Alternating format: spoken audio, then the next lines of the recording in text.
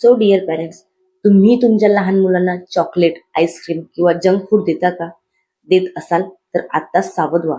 काही पदार्थ असे आहेत जे गरमीत मुलांसाठी खूप धोकादायक ठरू शकतात. तर आज आपण जाणून घेणार आहोत गरमीत मुलांनी असे कोणते 7 पदार्थ टाळावेत आणि त्याचबरोबर बघूयात उन्हाळ्यात मुलांना आपण काय द्यायला हवं जेणेकरून ते निरोगी राहतील.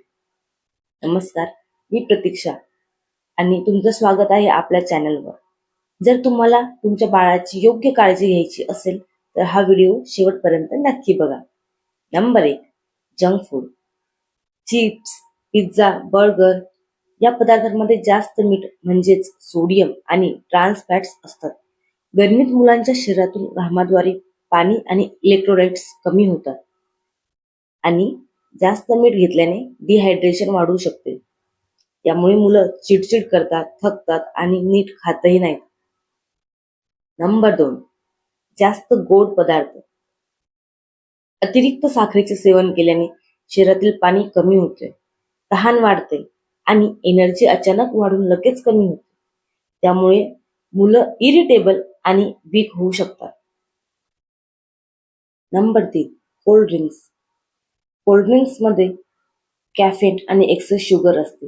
हे शरीरातील पाणी टिकून ठेवत नाही, उलट युरिनेशन वाढवतात. जरी त्यांना वाटत असलं की ते थंड होत आहेत, तर असं नसून मुलं अजून जास्त डिहायड्रेट होतात. Number 4, ice cream. उन्हाळा सुरू झाला की मुलांची फरमाईश सुरू होते आईस्क्रीमसाठी. कधी कधी दिलं तर चालतं, पण रोज दिल्यास अतिरिक्त साखर आणि आर्टिफिशियल फ्लेवर्स शरीराला अपायकारक ठरू शकतात. तसेच थंड गरम बदलामुळे घसा देखील दुखू शकतो. विशेषतः 1 ते 3 वर्षांच्या मुलांमध्ये इम्युन रिस्पॉन्स कमी होऊ शकतो. नंबर 5, तळलेले तेलकट पदार्थ. हे पचायला जड असतात कारण त्यात ऑइल कंटेंट फार प्रमाणात असतो. गरमीत डायजेशन आधी स्लो होते, त्यामुळे अपचन, उलटी किंवा ऍसिडिटी होऊ शकते. Number 6, packaged juice. हेल्दी तर वाटतोय, पण खरं काय? त्यात फायबर नसतात, तसेच प्रिझर्वेटिव्ह आणि साखरेचे प्रमाण जास्त असते. त्यामुळे रक्तातील साखर अचानक वाढते आणि पुन्हा कमी होते. नंबर 7, मसालेदार तेलकट पदार्थ. जास्त मसाले शरीरातील हीट प्रोडक्शन वाढवतात. लहान मुलांची डायजेस्टिव्ह सिस्टीम अजून सेन्सिटिव्ह असते, त्यामुळे पोटदुखी, जुलाब किंवा बर्निंग सेन्सेशन देखील होऊ शकतात. मुलांसाठी उन्हाळ्यात बघूया आता काय द्यायला हवं. नंबर 1, पाणी. पाणी का महत्वाचं? तर पाणी हा शरीरासाठी खूप अत्यंत उपयोगी असा घटक आहे. तसेच पाणी शरीराला हायड्रेटेड ठेवते. गरमीत मुलांच्या शरीरातून घामाने पाणी आणि इलेक्ट्रोलाइट्स कमी होतात.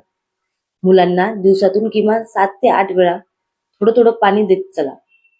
कधीही एकदम जास्त पाणी देऊ नका, त्यामुळे वॉमिटिंग होऊ शकते. एक लक्षात ठेवा, कधीही खेळून आल्यानंतर पाणी 2-3 घोट घेऊन सुरुवात करा. नंबर 2, नारळ पाणी. हे नॅचरल इलेक्ट्रोलाइट ड्रिंक आहे. यामध्ये पोटॅशियम, सोडियम नैसर्गिकरित्या मिळतात. तसेच शरीरही पटकन हायड्रेटेड होतं. मुलांना सकाळी न देता दुपारी 11 ते 4 देऊ शकता. आठवड्यात 3 ते 4 वेळा सफिशियंट आहे. एक लक्षात ठेवा, एकाच वेळी खूप जास्त देऊ नका. बॅलन्स ठेवा.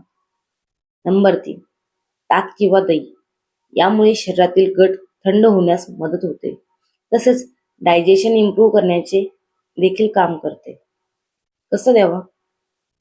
तर मुलांना दुपारच्या जेवणानंतर ताक किंवा दही प्लेन किंवा थोडं गोड करून देऊ शकता. नेहमी एक लक्षात ठेवा, रात्रीच्या वेळी दही खायला देणे टाळा. काही मुलांना सर्दी होऊ शकते.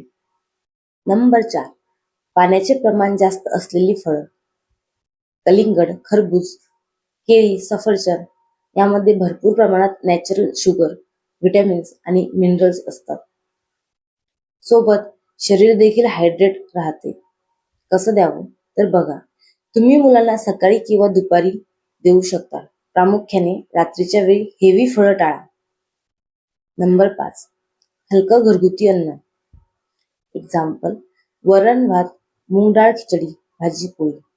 अगोदर सांगितल्याप्रमाणे गरमीत डायजेशन स्लो होतं, त्यामुळे हेवी किंवा ऑइली अन्न टाळा. एक लक्षात ठेवा, कमी तेल आणि कमी मसाले शरीरासाठी सर्वोत्तम असतात. नंबर 6, घरगुती हेल्दी ड्रिंक्स. फॉर एक्झाम्पल, लिंबू पाणी, बेल सरबत, कोकम सरबत यामध्ये व्हिटॅमिन सी तसेच हे शरीरासाठी इलेक्ट्रोलाइट बॅलन्स करण्याचे व बॉडी कुलिंग करण्याचे देखील काम करतात. हे ड्रिंक्स बनवताना जास्त प्रमाणात साखर टाकू नका. Number 7, frequent small meals. मुलं गरमीत कमी जेवतात, बऱ्याच पालकांचा प्रश्न असतो. हे कसं मॅनेज करावं? तर बघा, 3 मोठ्या जेवणाऐवजी 5 ते 6 छोटे मील्स द्या.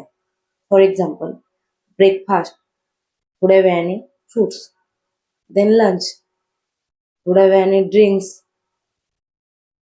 अर्ध्या किंवा 1 तासाने स्नॅक आणि मग रात्रीचं जेवण. काही महत्त्वाच्या टिप्स. बाहेरून आल्यावर लगेच मुलांना थंड पाणी देऊ नका. फ्रीजमधील खूप थंड पदार्थ अवॉइड करा. गरमीत अन्न ताजं आणि स्वच्छ ठेवा, नाहीतर फूड पॉयझनिंग रिस्क वाढू शकतो. हे नेहमी लक्षात ठेवा. डिहायड्रेशनचे साईन: लघवी कमी होणे, ओठ कोरडे पडणे, डोळे खोल दिसणे, मुलांमध्ये खूप सुस्ती येणे. ही लक्षणे दिसली तर लगेच डॉक्टरांचा सल्ला घ्या.